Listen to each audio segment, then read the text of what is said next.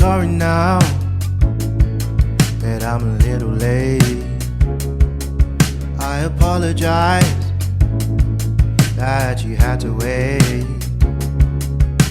It totally slipped my mind. I lost all my sense of time. So buy me that drink and just let me think, and I'll tell you the reasons why. My alibi. Hello and welcome to Alibi the podcast, an initiative started by Gagasan Mahasiswa Undang-Undang Sabah, or GUNS for short. I am your host today, Constance Lee.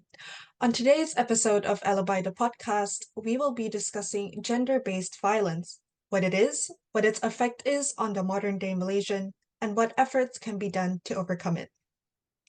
In light of today's topic, I would like to pop in a brief disclaimer or trigger warning, as today's topic is a somewhat heavy one that might bring up some intense feelings for some of our listeners.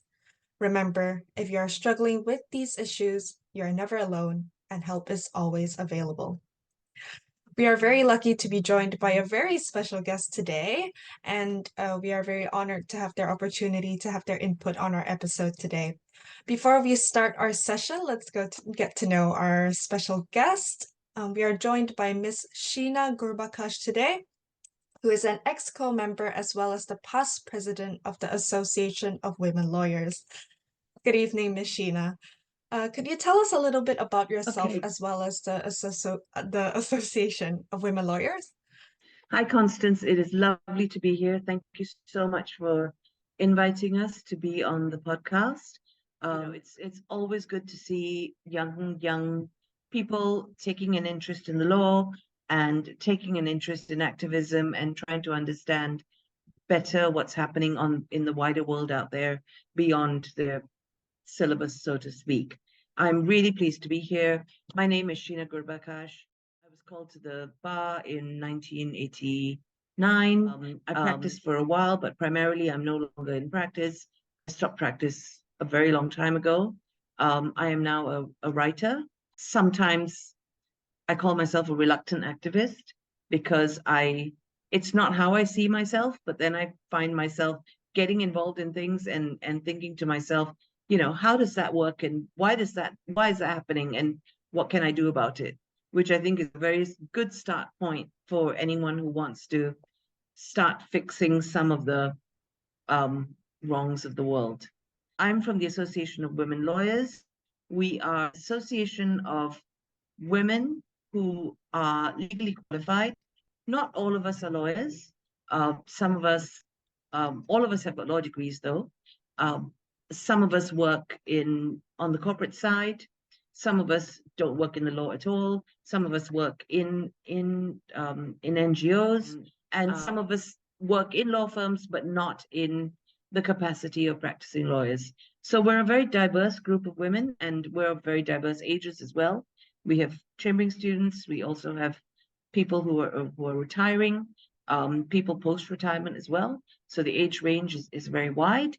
And what we aspire to be is a group of women who love the law, who support each other, who want to do something to make things a little bit better for ourselves. Many of the people involved in the association have got daughters. So, of course, they want the world to be in a place for women and girls coming after them. And we think that the law is a very integral part of change.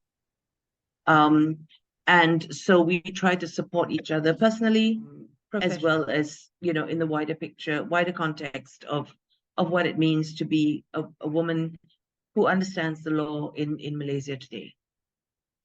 Yeah, thank you so much, Mishina. I believe that, I'm not the only one who feels this, but it's so great that your association is creating a community really for, women in law to get to know each other better. And especially pertaining to our topic today, providing some recourse, for the for legal activism, for anything that we can do to help maintain the law and help it become a better tool. So, yep, now that we've gotten to know our speaker a little bit better, let's get cracking into today's topic, which is gender-based violence in Malaysia. So before we get into the nitty-gritty details, a basic understanding of gender-based violence, or GBV for short, might be beneficial for our comprehension of more complex issues down the line. Ms. Sheena, please bring us back to the basics. What exactly is gender-based violence? Okay, so, again, this term gender-based violence, it's actually, if we think about how the law has developed, right? For a very long, if you look at legislation like the Penal Code, right? You see things like assault, you see things like grievous bodily harm, you see things like murder, you see things like those kind of things, where the position of the victim and the position of the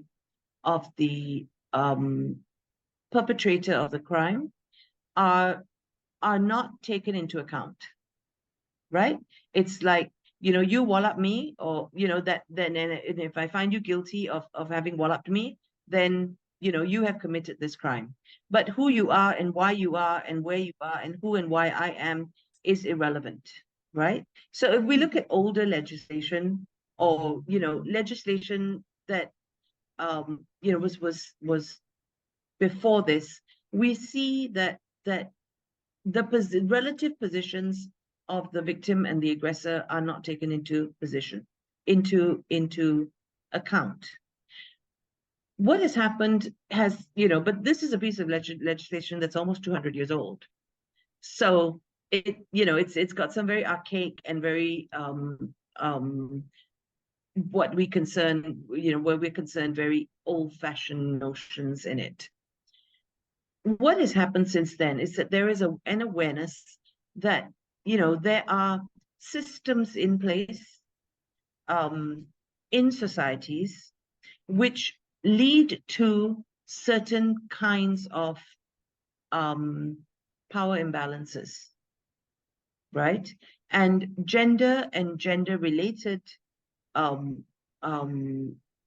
norms, or thoughts about gender and gender-related norms, create these imbalances, right? So, if we think about how violence works, right?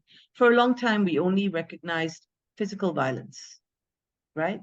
Now we understand that there are many other kinds of violence as well.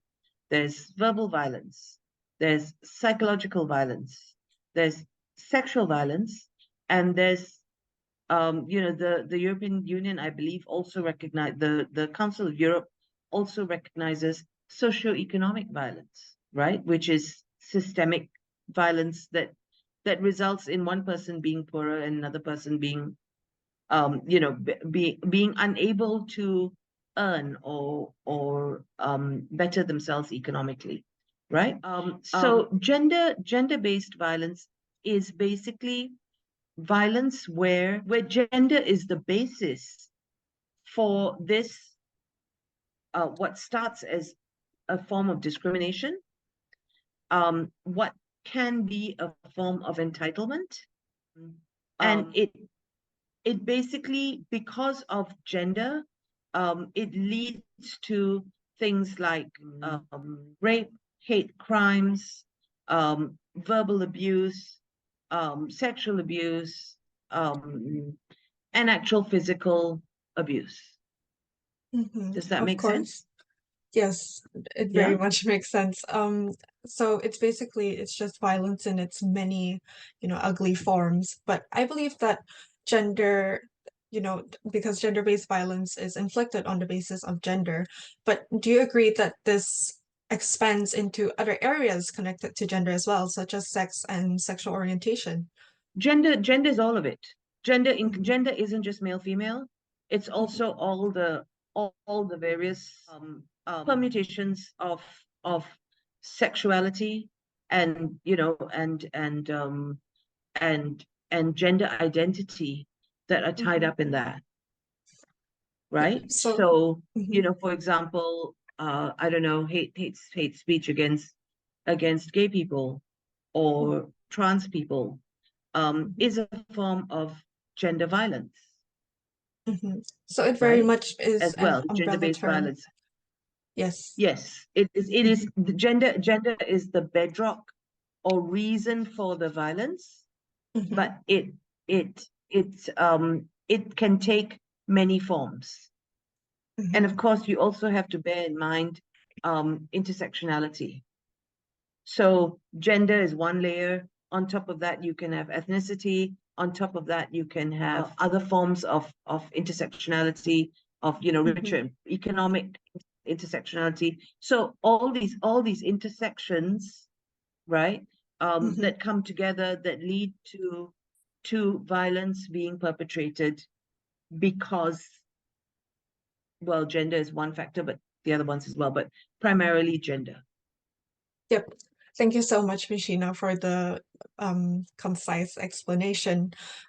So could you furnish us with some examples of gender-based violence that you find to be especially prevalent in modern-day Malaysia? Gosh, where do I start? Okay, so let's take a journey from birth to from birth to grave, kind of through cradle to grave, right? Gender-based violence is almost we're almost blind to it in many forms, right? And I think the way that women cope with it is almost, we're defensive without knowing we're being defensive, or we take defensive measures without even realizing that we're taking them, right? Because the ever-present threat of danger makes us, we grow up with the notion that we need to keep ourselves safe, right? So, and in its most obvious form, gender-based violence is rape and sexual assault are, of course, the biggies that are on the list, right? But then you get other forms of it as well, which may not leave physical traces, but is psychologically damaging. So, you're being wolf whistled at when you on your way, when you're walking back or to from somewhere, in social circumstances, being embarrassed because of comments about your body or what you're wearing, or how someone perceives you are because of your body shape, being called in work situations where you have sexual harassment because of again, sexual harassment is a form of power, and it's there to either cut you down to size. It cuts women down to size, which is if you're particularly bright and clever, then it's a way of basically diminishing your self-worth, and that's the psychological aspect of it. But it also has an impact in terms of how you're assessed in the workplace, which can lead to other results. So you've got in the workplace, at the home, you've got domestic violence, so spousal violence. You have now, I think, increasingly we're seeing more cases of violence against old people as well, and because women live longer than men, that kind of elder abuse is becoming a factor. Child marriage, for example, is a form of gender-based violence, because you're marrying off girls who cannot consent or are compelled to consent to a position where they've got no choice, and then locked into positions where they can't leave because they don't have the economic, educational, or any other means to actually get themselves out of those situations. So you've got that. Really, when you list it down, it's so depressing. You don't know how we get out of bed. But the point is, there needs to be a recognition first that these things are a form of violence, and a recognition that these things are not acceptable. So the list is I haven't included stalking. I didn't include stalking. I forgot about that. And then of course the other big biggie on the horizon, gender-based violence online, especially now that you've got things like AI, where anybody can take your face, stick it onto anything, put you into situations where you never have been, without even your knowledge or your consent in any shape or form, and circulate it very extensively without you being aware that this is being done. Mhm. Yeah. Yep. Yes, no, definitely. Especially in light of all the things that you've listed down, I think that it becomes increasingly apparent that gender-based violence encompasses such a wide range of activity. But I believe that the conversation around gender-based violence in Malaysia largely revolves around women.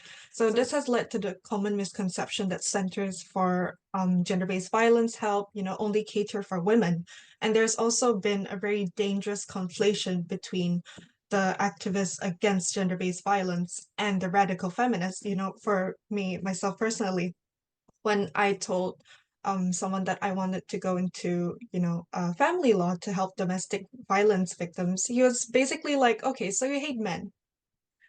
And I was like, that is not at all what I am saying. But I think that this is a very common misconception in Malaysian society today, because gender-based violence normally means to the average Malaysian violence against women. So why do you think that is? And how can we help to debunk that misconception? Okay, so embedded, this is what you call people who kind of think that, is it what you call a zero-sum game, where one person has to lose and the other person has to win? So, it's what you call yes, I was right. It's a zero-sum game, right? You are doing this because you hate women, right? It's something that women, people who champion women's rights, have this thrown at them a lot. And it's simply not true. It's completely untrue, right? And the response to that is really, why do you think that making women safer makes you unsafe, right? Mhm. I mean, this is the Yes, question, isn't it? If we make the world safer for women, are we making it more dangerous for men? that is a No. very If we interesting make the take. world safe, yeah, if we're making the world safer for women, are we making it safer for everyone? If a woman can walk down the street without being harassed, doesn't that make it better for everyone? If a woman goes into a relationship knowing that if she faces violence or restriction and she can safely remove herself from that situation, how does it make it bad for you? Mhm. Right? The only Yes. person it's making it bad for is the guy who's walloping her, or the guy, the person who's walloping her. That's who it makes it bad for. Do you want to be on his side? Do you want to be on that person's Mm. side? So that's Mhm. the response that you want to give to people like this, who go, I feel so unsafe. Do you hate men? No. The response to that is, do you like women being abused? Mhm. Right? So Yes. the thing is, we when we it's the women are not the only victims of gender-based violence, right? Gender-based violence comes from a place where there are very set notions about, this is what a man should be like, and this is what a woman should be like. And if you step outside those preconceived ideas that this is what women are and this is what men are, then anything in the middle is at risk. So, for example, boys or men who are not as manly as other men think they should be, Mhm. are victims of gender-based violence, right? Women who don't conform to the stereotype of what women should be, right, who are slightly outside that norm, are also victims of gender-based violence. So when you free up that space, you will realize that gender-based violence is not a female issue. It's not a woman's issue. It's a people's issue, right? From the little boy, for example, who likes pink and is ridiculed for it, right? Or the little girl who wants to, do woodwork instead of needlework and is ridiculed for that. Or worse, denied that opportunity, or really, really, in the worst case, bullied for it. All that is gender-based violence too. So I think we need to have a set of pat answers to explain to people that, violence is never a good thing. Gender-based violence is definitely not a good thing. And basically say, it's got to stop. We want, I think we're campaigning for violence, to stop for anyone who's a victim of it, which is way back in the, when the Domestic Violence Act was passed. It wasn't called the, wives domestic Violence Against Wives Act, because it wasn't drafted to just protect women who were married. It was drafted to protect anyone in a household from violence, regardless of who that perpetrator was. So whether it was a child who was beating up a parent, whether it was a spouse beating up another spouse, whether it was siblings, who were systemically terrorizing each other, whatever the situation was, right? The act addresses it because it was widely enough worded to be able to do that. Yeah, definitely. I think that that's such a refreshing take as to, how justice for one community means justice for all. And it also beautifully encompasses how, how everyone really can be a victim of gender-based violence, and how, the systems and the help that's put in place for women is also applicable to all other communities who are affected. I think that's a really, really good point. Yes. Thank you for that. But I'm reminded at this point, this conversation has yet to complete its coverage. We've spoken about gender-based violence mostly in the context of the average Malaysian man and woman. But perhaps you'll be able to enlighten us regarding how gender-based violence affects the more marginalized communities of our society. For example, members of the LGBTQ community, and to a further extent, if you're willing to share your thoughts on this, the migrant community as well in Malaysia. So, yep, the floor is yours. Okay, all right. I think with the LGBTQ community, we have now got policies in place which are really quite disturbing. When you've got members of government who go and say things like there is no LGBTQ in Malaysia, or when you have authorities that say that we denying LGBTQ identity and any kind of recognition that this community even exists. We know for a fact that the LGBTQ community is targeted. They are not safe. We have legislation in place which makes it an offense. So an offense where consenting adults are not allowed to choose who their intimate partners are, even in the privacy of their own home. This is extremely disturbing. And it's wrong. It's just wrong, right?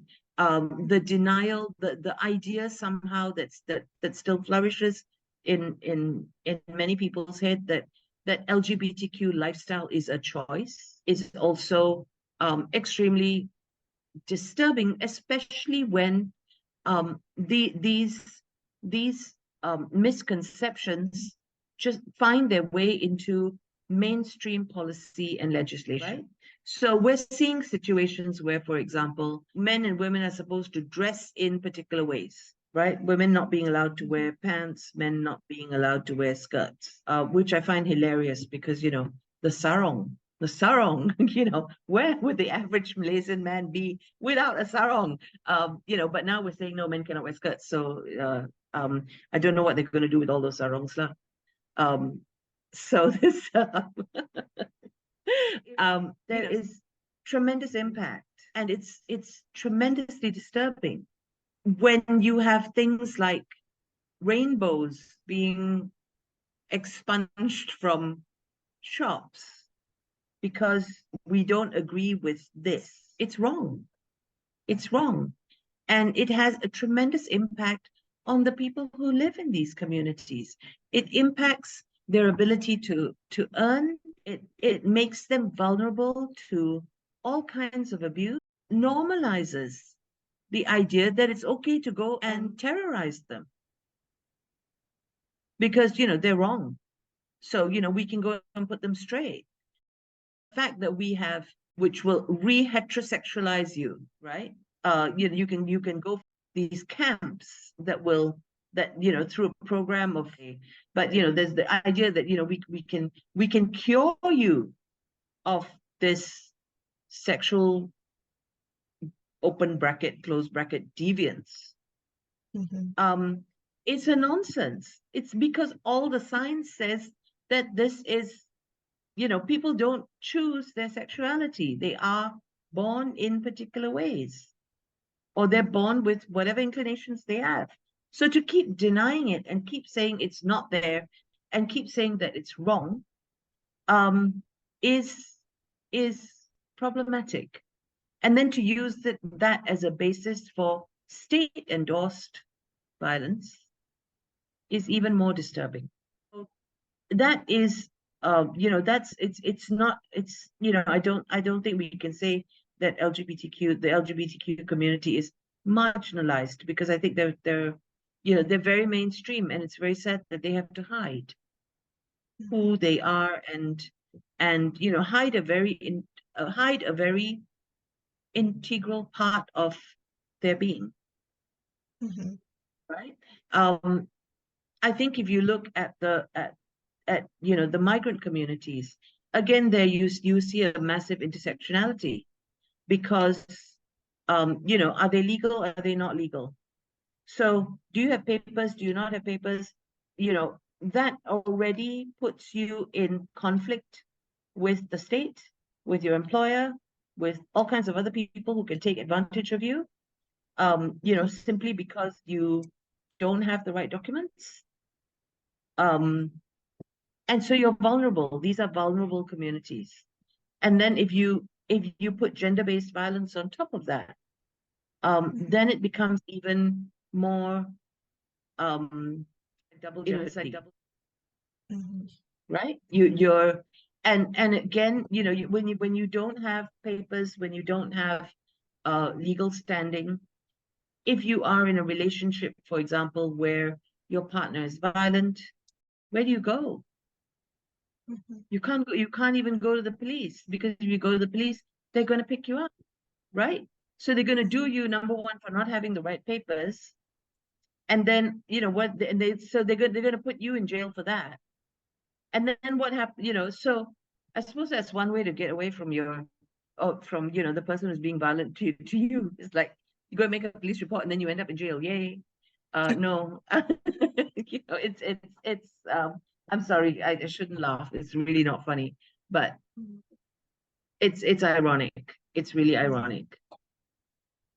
Yes, no, definitely, especially in the context of, these communities themselves. I do think that a lot of the stigma surrounding them, and at sometimes, stigma that is endorsed from respected authorities and people, this contributes to gender-based violence as well, because, as we've seen an increase in, honor killings, hate crimes, murders of trans persons, and in the UK as well, in pertaining to migrants, I think that there's been a very large increase in gender-based violence due to spousal visas, economic dependence and all that pertaining to migrants. So I think that that's a lot of an effect that stigma has pertaining to these issues. And as you said, while legislation is a fundamental block in the journey to justice, some victims might find it harder to reach out for help, especially if they're from, such communities where, as you said, they're really put in a double jeopardy here. So could you walk us through the reality of these victims and, what resources are there to help them get the help that they need to speak out against this trauma?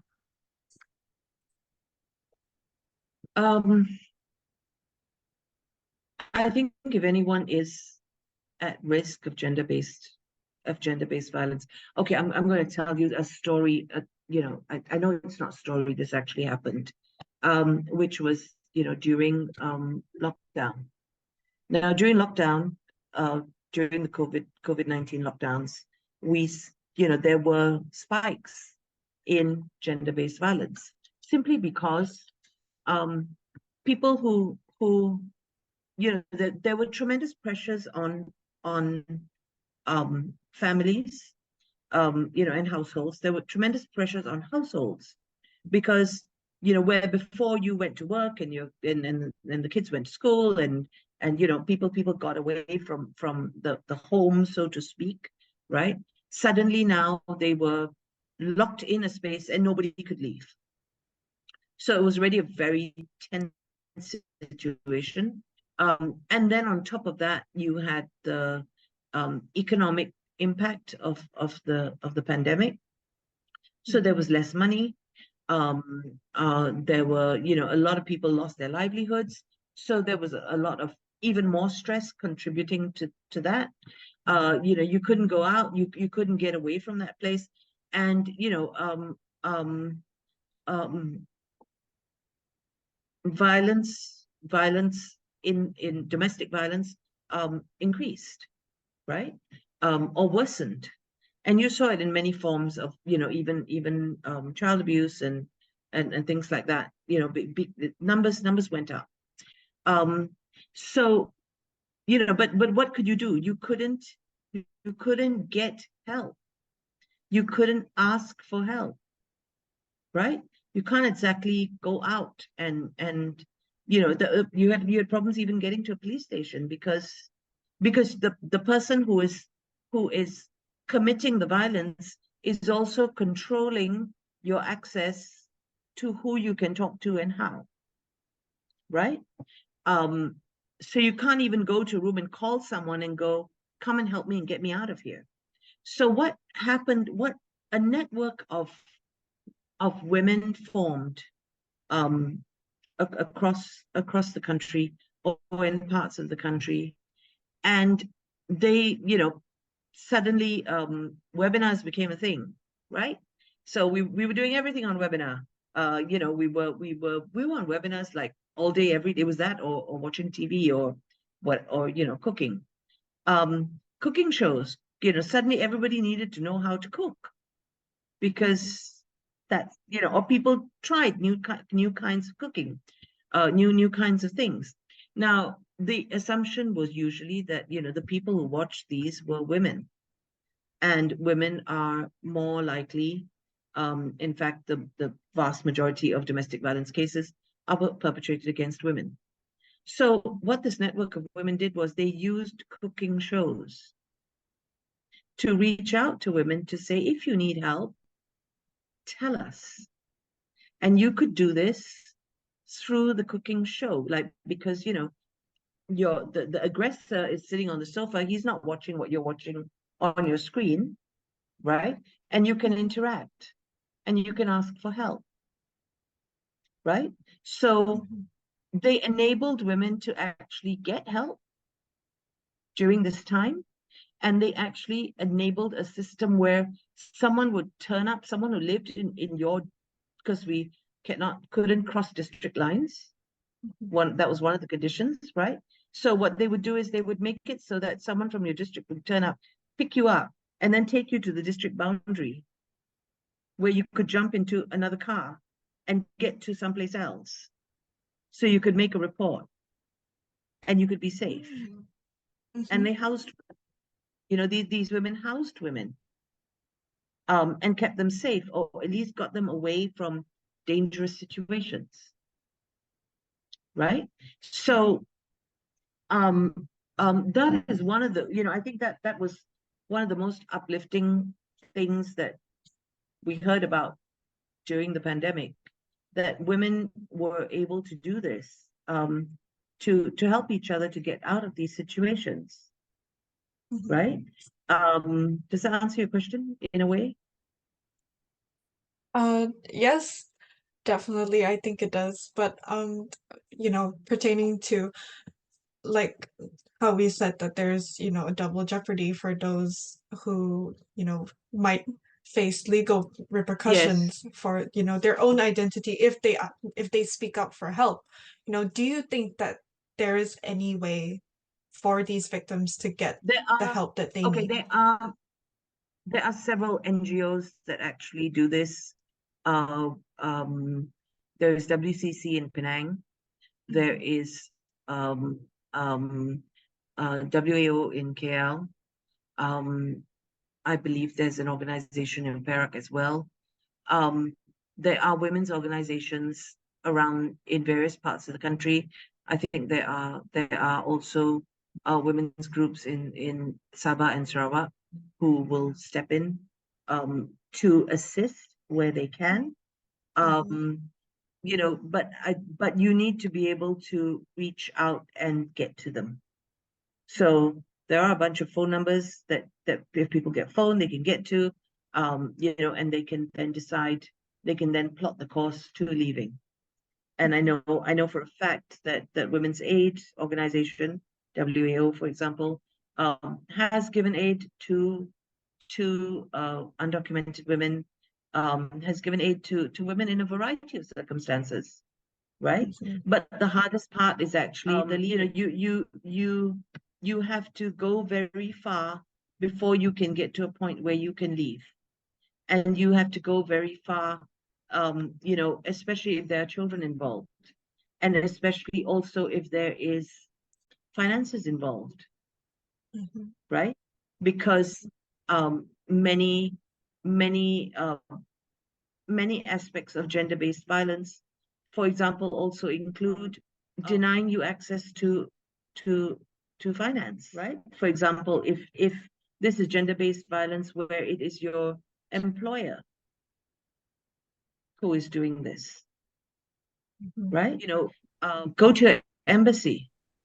I know embassies will look out for, women who are in this country and have their nationals for this country find themselves in a bad situation, right? So there's a whole network of people who can help, but I think the most important thing is that you have to find that help.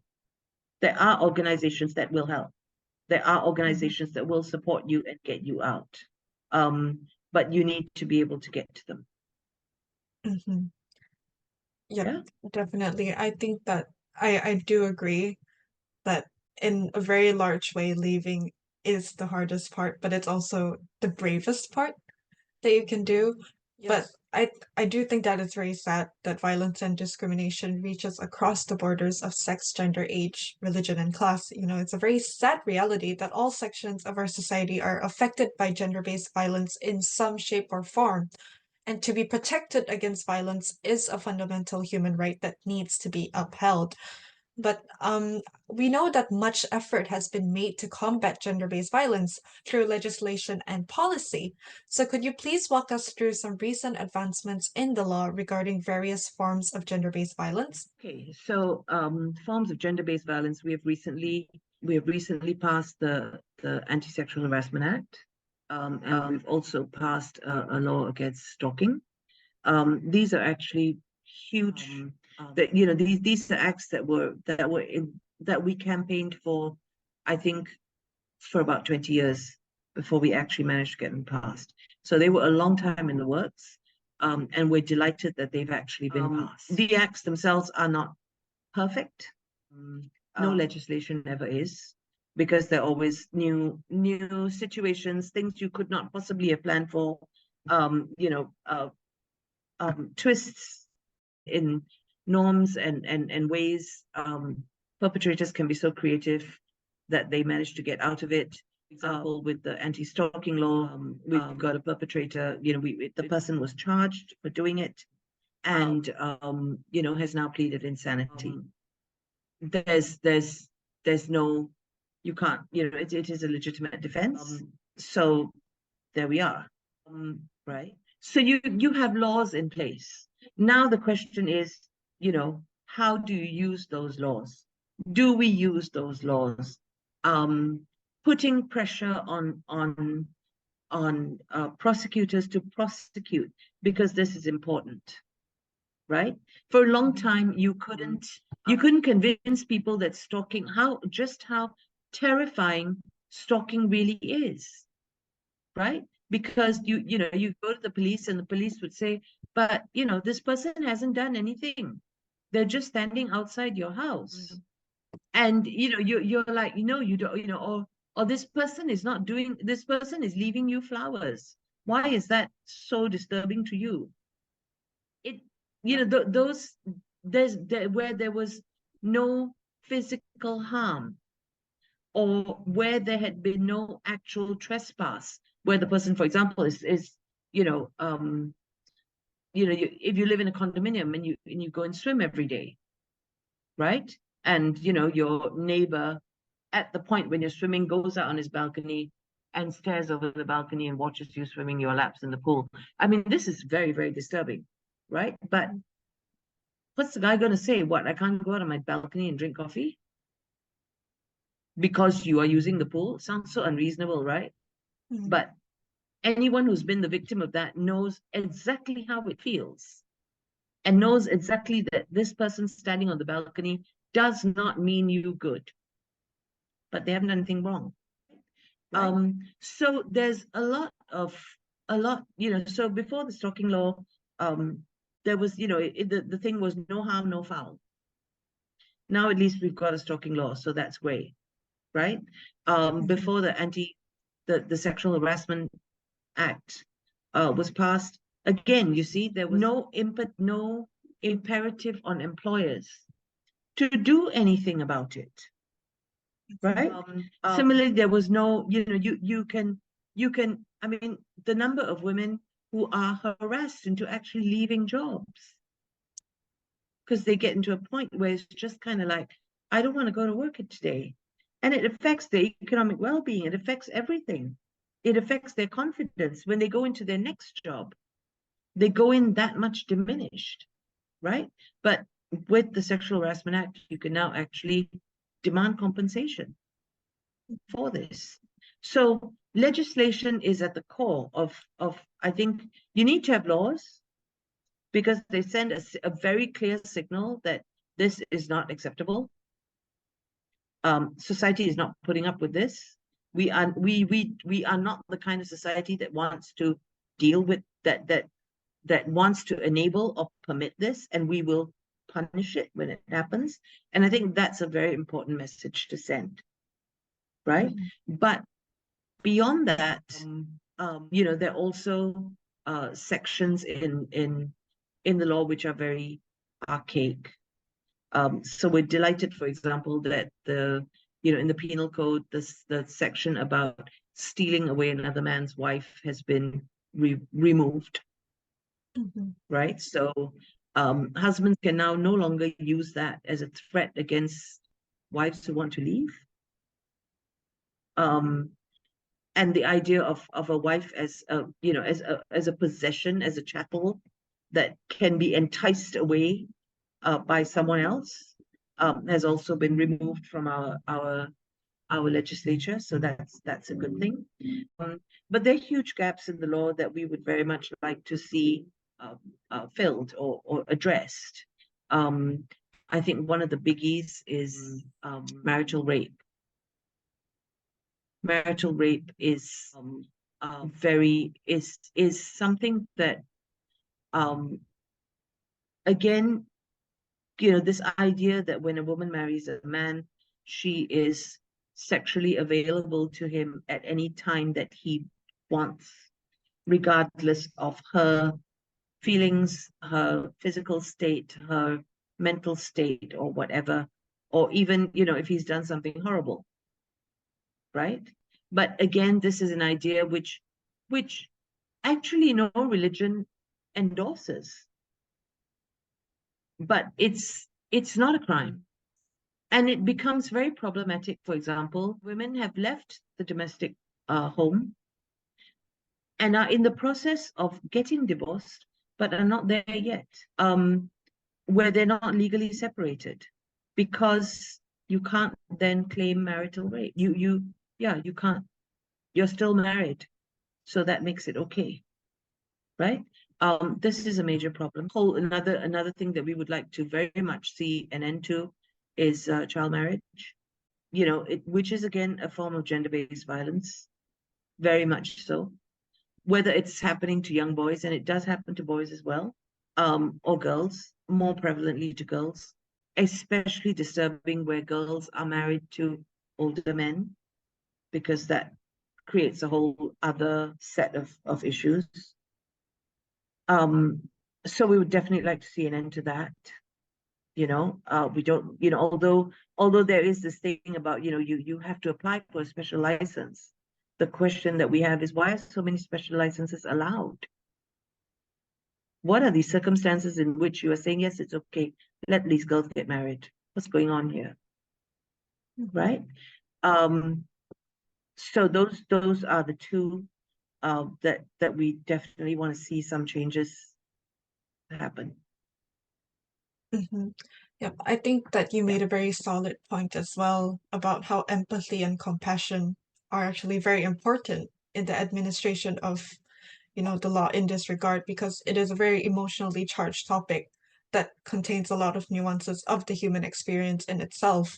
And we've seen that a lot in, your policy work. The Association of Women Lawyers in particular have been very vocal on their platform and in their advocacy against, various forms of gender-based violence, particularly from a legal perspective.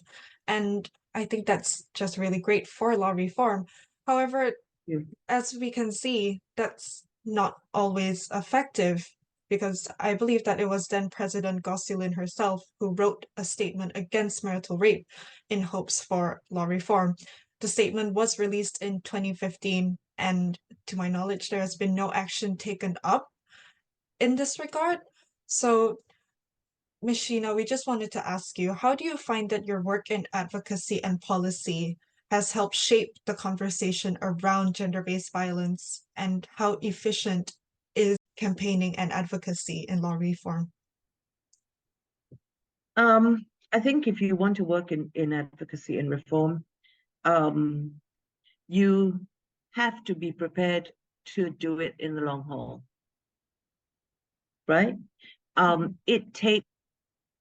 It's baffling that it can take so much time to convince people that they need to make change, and then sometimes it's just a perfect storm which comes together, and the change happens, but happens very fast. Like the Sexual Offences Against Children Act, for example, was passed super fast, but that was because we had a very dedicated minister at the time who just found this, it was kind of like not on my watch.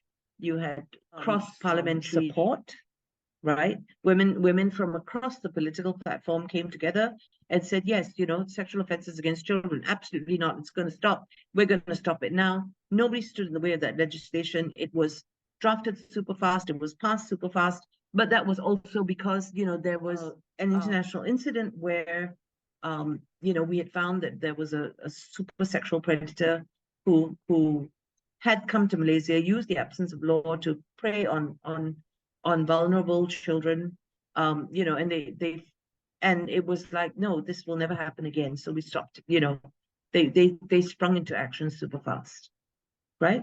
With regards stalking, with regards the sexual harassment legislation, it took a long time to First, you have to convince people that, yes, this is a problem. Then you have to convince them that they should do something about it. Then you have to convince them that there is, and we actually find that where there is no sexual harassment in the workplace, or where sexual harassment practices are contained, where sexual harassment predators are contained, the workplaces are happier, they're more productive, and they're actually much more profitable. Right. But what people see is, then I got to have tribunal. Then I've got to have an in-house whatever. Oh my God, I've got to pay for, HR to do this thing. And then the thing that they're all scared of is, and then, what if women make false accusations? Right? This is a big thing, women making false accusations, this fear that pervades all change, because, we're all going to go out and accuse random men of doing this. And it's a nonsense, because if you actually think about what any woman goes through when she makes an accusation, you wouldn't wish it on your worst enemy. The amount of scrutiny you come under, the amount of attention that's focused on you, the amount of times you relive the trauma through repeating and repeating and repeating the actual what happened to you, right? It's almost like the whole thing happening all over again. So women do not go out there and make false accusations. Or if they do, there's such a very small percentage of women who do, that it shouldn't even be a factor in the thinking. But it's a long haul process, and you must have the stamina to do it. It's not easy, right? So marital rape, for example, is there has been no shift in the legislation regarding this. But I think what is happening in the sphere of family law is that it is moving very gradually from being a combative, confrontational practice to one where the parties are more prepared to mediate, more prepared to conciliate, and more prepared to negotiate. So we're seeing cases of family law shifting from the confrontational mode to a more consultative and collaborative mode. And maybe if legal professionals, this is very wishful thinking, and I have absolutely no data to back me up. But I think if legal professionals can move clients away from anger to a more not conciliatory, but a stance of if you can remove some of the anger from the thing, then maybe you will see lesser instances of rape in during that process of separation, right? But I think with regards rape within marriage, the other big thing is the socialization of what women think they should be. So in many instances, women don't even realize that this is violence that's being perpetrated. They don't even realize that they can say no, or because there's so many implications, right? The implications can be psychological, they can be financial, they can be, that there are many ways that someone can get at you if you're in an intimate relationship and you deny them sex. And so it's and society doesn't create space for people to talk about it. You can't go and tell people this is what my spouse is doing to me. There's tremendous shame in it. There's tremendous stigma attached to it. And I think with gender-based violence, we cannot deny the impact of shame and stigma when it comes to speaking out. Yeah? Yep. Definitely. I think that it's become increasingly apparent that advocacy and campaigning really has a very real effect on this conversation, even if it's a very gradual change in terms of law reform. We see that it has a very big impact on perspective. It has a very big impact on how this conversation is being held. And I think that that's particularly useful. So, as we're moving towards the end of our discussion today, we just like to pose two final questions for you. So, firstly, are there any words of encouragement that you'd like to share with anyone struggling as a result of gender-based violence at the moment? Talk to someone. Go out and talk to someone. Tell someone what's happening to you. Tell someone who, and go and look for hotlines. Reach out to women's organizations.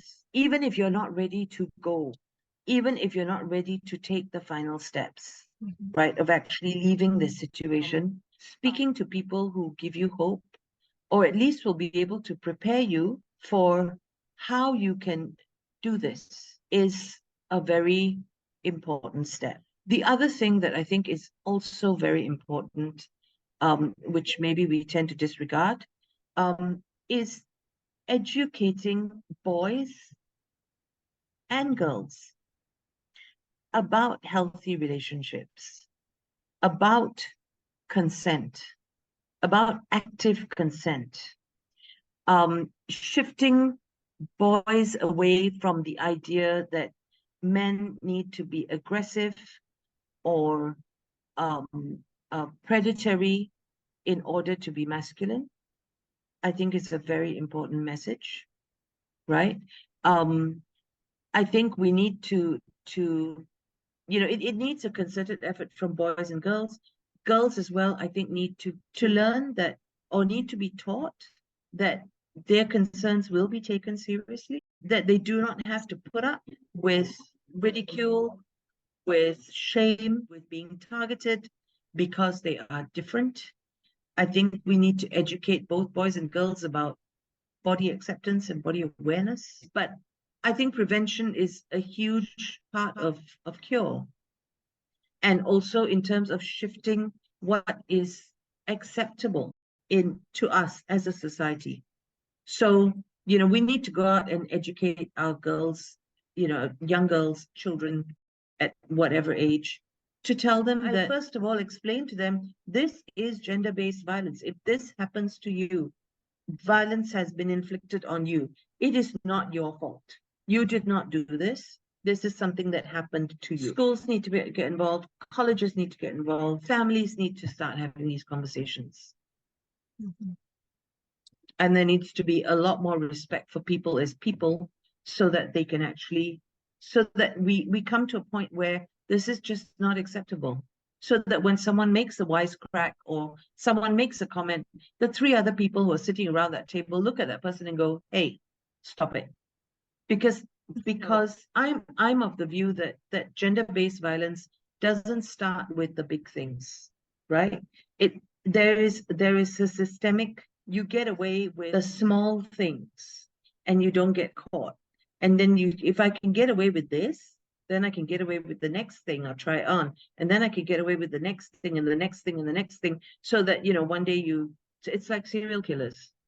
If I could say that, they start on, I'm told that they start on animals, and then they work their way up to, people, and then they work their way up. So I think with gender-based violence, it's the same thing. You start with a small comment, you start with a small target, a small thing. And then when you don't get punished, you think, oh, this is okay. So the next thing and the next thing, and find you're transgressing all kinds of things. You're crossing all kinds of lines. So education is, and awareness is, it's the other side of justice.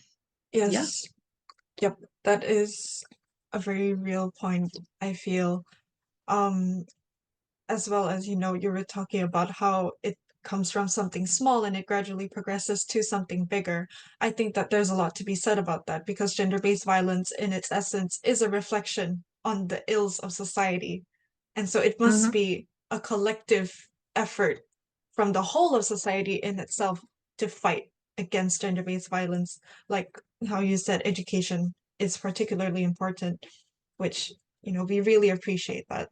So again, special thanks to Ms. Sheena for joining us on our podcast today. It has truly been an enriching and fruitful discussion that I believe that we can all take something away from. So do make sure to check out the Association of Women Lawyers social media platforms and web pages, which will be linked in the description. So with that, we've reached the end of our podcast episode today. Thank you for listening to Alibi the podcast. We hope you've enjoyed this episode, and if you want to find more podcasts like these, subscribe to our channels on YouTube, Spotify, and Anchor to stay updated on all our latest releases. We hope you can join us for our next episode as well. Thanks again and take care.